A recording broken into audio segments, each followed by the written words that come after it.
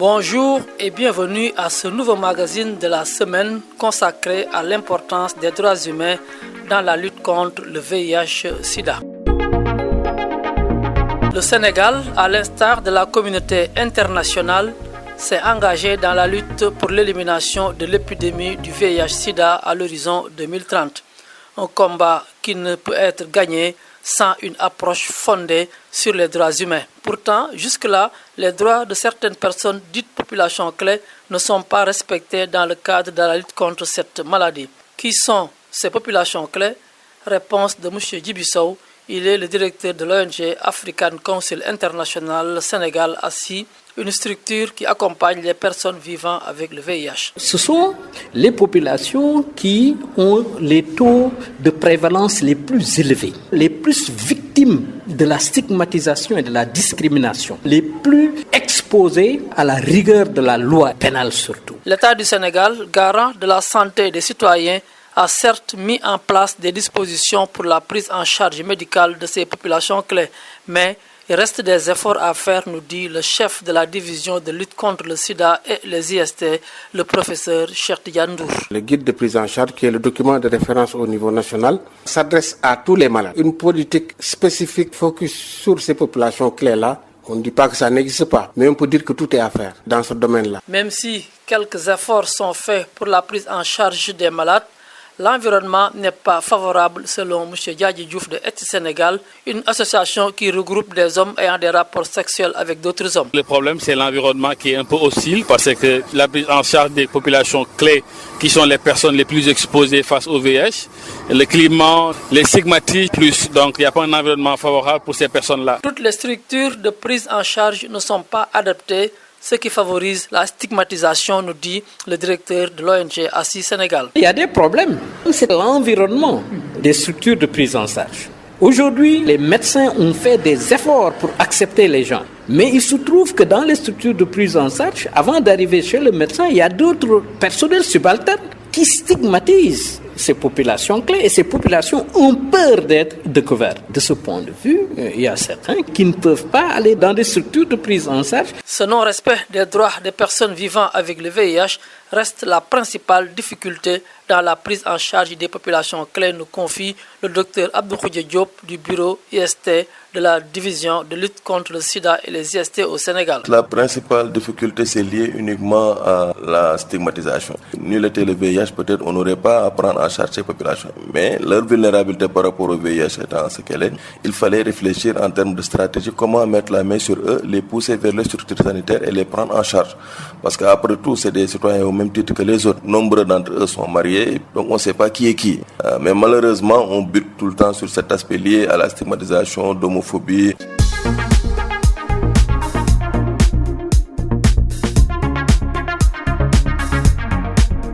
Les utilisateurs de drogue par voie intraveineuse sont aussi victimes de cette stigmatisation liée au non-respect de leurs droits. Dr Ibrahima Ndiaye est psychiatre addictologue au centre de prise en charge intégrée des addictions à Dakar, CEPIAT, au centre hospitalier universitaire de Fann. D'habitude, au Sénégal, les consommateurs de drogue sont stigmatisés. Jusqu'à une période récente, vous pouvez être dans un service de médecine classique, recevoir une personne qui présente une complication d'une consommation de drogue, mais qui ne vous dira jamais qu'il a consommé de la drogue. Parce que tout simplement, il a peur de la réaction du personnel médical, du personnel soignant. Au niveau des familles, et ça c'est un problème.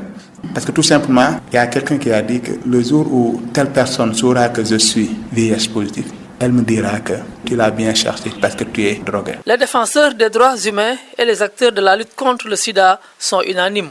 La prise en charge médicale seulement ne suffit pas.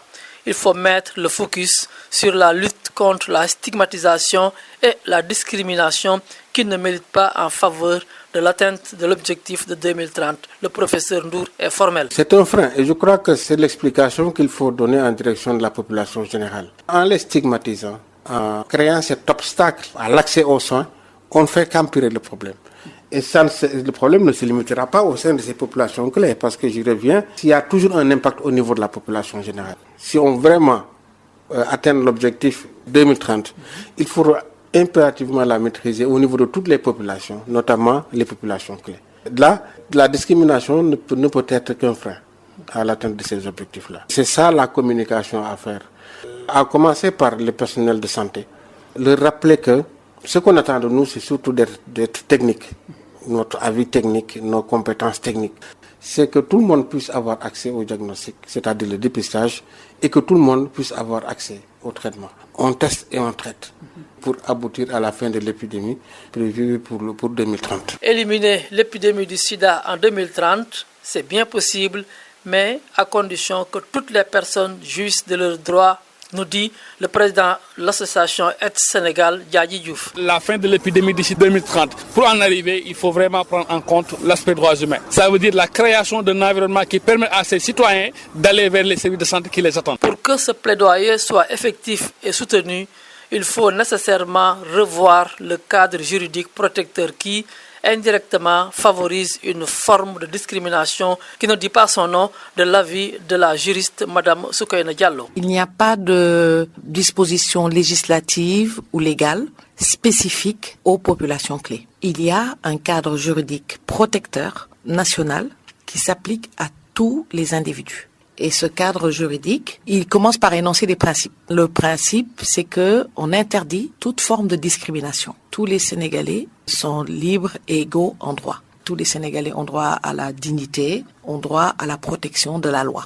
C'est ça le principe. Maintenant, quand on regarde dans les détails, on se rend compte qu'il y a des dispositions qui pénalisent certains comportements. Et de par cette pénalisation, on peut dire qu'il y a une forme de discrimination. Et donc, je pense notamment aux personnes qui ont une orientation sexuelle autre d'une orientation hétérosexuelle. La stigmatisation, la discrimination et l'humiliation sont des violations de droits de l'homme dont sont victimes les populations clés. Ces phénomènes risquent de porter un coup dur aux énormes efforts de 3 décennies déployés par le Sénégal. Des situations embarrassantes qui sont à l'origine du fort taux de prévalence chez les populations clés parce que vivant dans la clandestinité. Une situation qui risque fort de compromettre les acquis du Sénégal, ce qui n'encourage pas les acteurs de la réponse au VIH. C'est tout pour aujourd'hui, merci d'avoir suivi. Rendez-vous vendredi prochain dans un autre magazine. D'ici là, portez-vous bien.